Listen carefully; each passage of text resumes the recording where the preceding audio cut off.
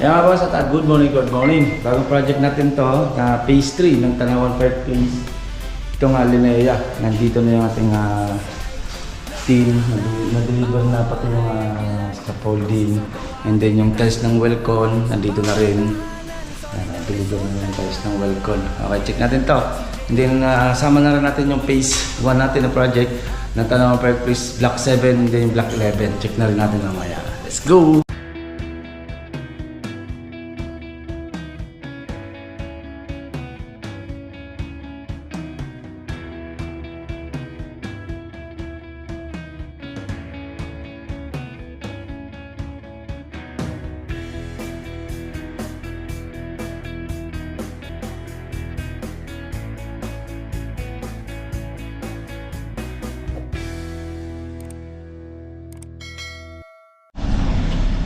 Kaya mga boss, ito yung bagong project natin dito sa Tanawan Park Place.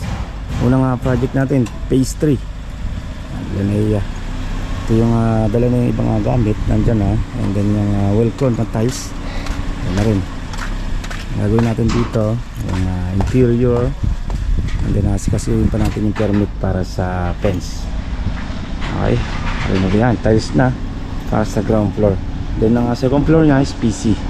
Tama na yung scaffolding natin. And then yung sunrain, sa ano naman to, nadala yun sa block 11 Tanawan Park Place. Ayan, tama na yung dami. Galing tayong Cavite. Time check natin mga alas 10 may git. Welcome ng Santo Tomas. Okay.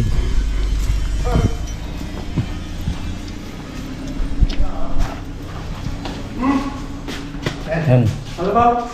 Ayan o. Ito yung ibang materials natin na deliver na kagahapon. Patatabas muna natin dito. Patabas muna natin itong damo. Patabas na para malinis na.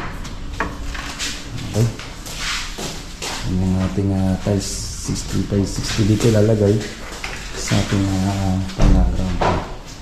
Then dito sa second floor naman is PC. Ikakabit natin dito. Tamak tayo ng gamit. Yan, SPC lalagyan natin dito. Okay, pag-deliver na tayo size ng Welcon. Yan boss, sa block 7 tayo. Dito sa phase 1 naman tayo. Yan, Linea rin, check natin. Ayan na, block 7 tayo ng Tanawan Park Place, phase 1. Wala na yung lupa dito. Ayan, nahakot na yung lupa dito. Tanggal na. Ayan na siya. Yung tambak natin, wala na rin. Natanggal na. Ayan, dito naman. At tayo dito sa ating ground floor. Yun. Ayan, makapal yung tiles kasi ito dating wall na to. O sayad dito, makapal dito.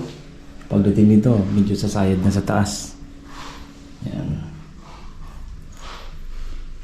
Okay, hindi na ito, ayan.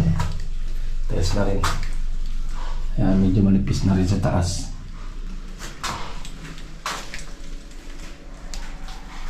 Okay, and then dito naman sa flooring sa baba. Iba rin naman ang tiles ito kaysa dito. Ito yung sa kanyang shower. Shower na rin niya. Okay. Yan dito naman. Check natin ito. Batakan natin ng masilya natin. Batakan na natin ng masilya. Dito sa kwarto. Batak na ng masilya. Para pumuti na.